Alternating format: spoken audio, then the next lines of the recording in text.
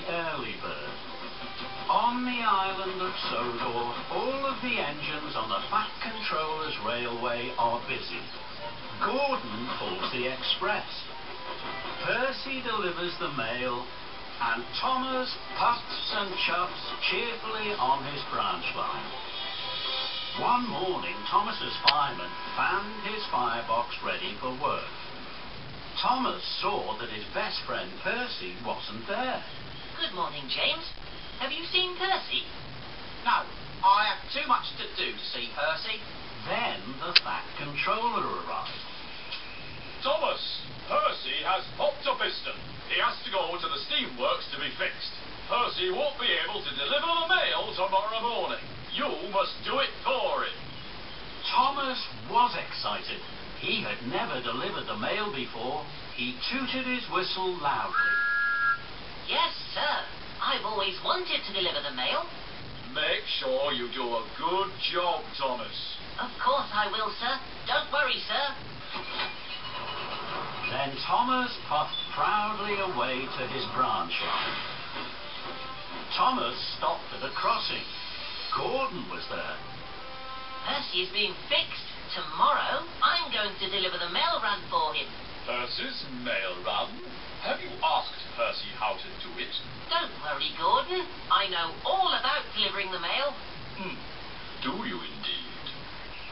Then the gate opened, and Thomas puffed quickly away.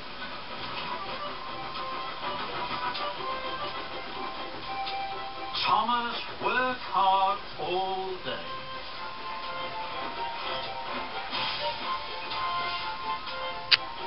That night, he went to see Percy at the steamworks.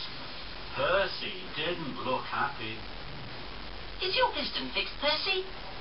No, it's still broken. Don't worry. I'm going to do your mail run tomorrow. Thank you, Thomas. Shall I tell you what to do? I know what to do, Percy.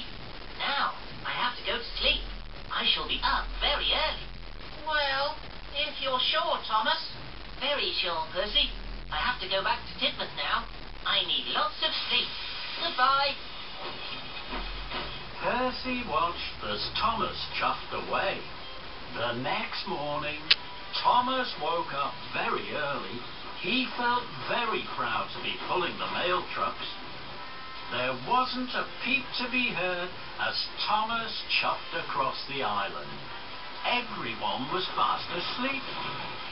First, Thomas popped to the quarry. I must let the quarry manager know that the mail is here. Thomas was excited. He blew his whistle very loudly. And then he chuffed cheerfully away.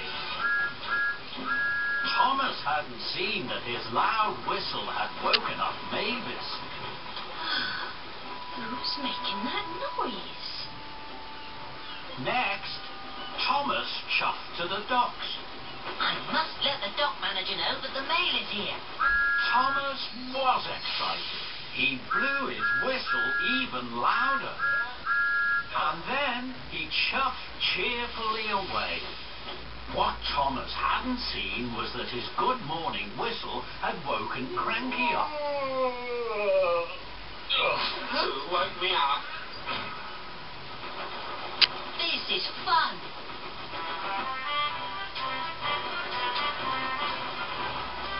Lastly, Thomas steamed into the steamworks. I must let the steamworks manager know that the mail is here. Thomas was so excited, he blew his whistle louder than ever. Whoa. And then he huffed happily away. What Thomas hadn't seen was that he had woken Victor and Kevin up. What's that noise, Buzz? No. Who knows, Kevin? Who knows? Some early bird. Thomas worked hard all morning. Everywhere Thomas went, he blew his whistle loudly. Delivering the mail is fun. Soon Thomas had delivered all the mail. It was time for him to puff back to Tidmouth Sheds for a rest. As Thomas passed through the quarry, he saw Mavis. Her trucks were being loaded with slate. Then there was trouble. Mavis hadn't lined up her trucks under the hopper. Slate spilled everywhere. That's strange. Mavis never makes mistakes.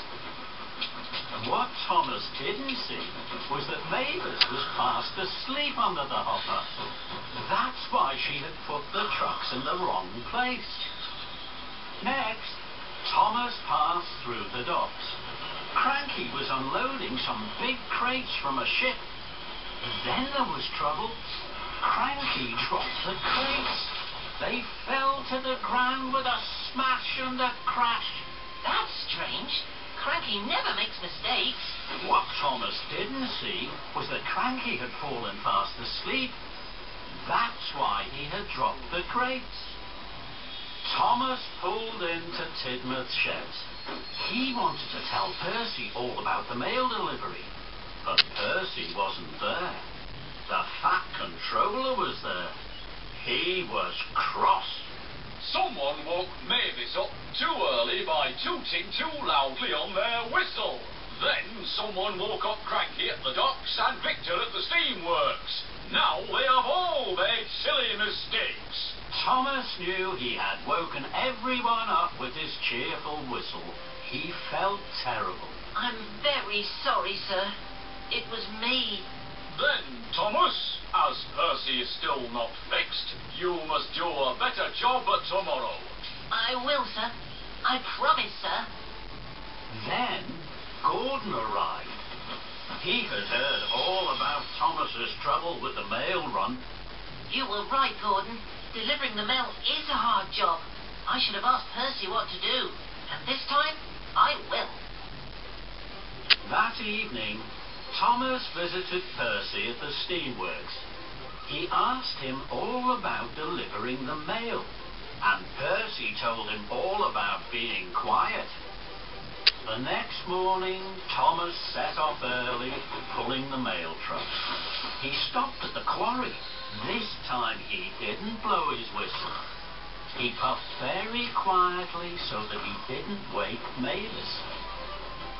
Next, Thomas stopped at the docks. He didn't blow his whistle here either. And he didn't wake Cranky up. Lastly, Thomas puffed into the steamworks. He dropped off the mail, and he didn't blow his whistle once. Victor stayed fast asleep. But Percy had woken up early to see his best friend Thomas. Well done, Thomas. You did everything right. Thank you, Percy. Now I know the most important thing about delivering the mail. You have to do it quietly. Percy was so happy for his friend that he wanted to toot out loud. Then he looked at Thomas. Thomas had fallen fast asleep. Sleep well, Thomas. And Thomas snored the sleep of an engine who had done a very good job.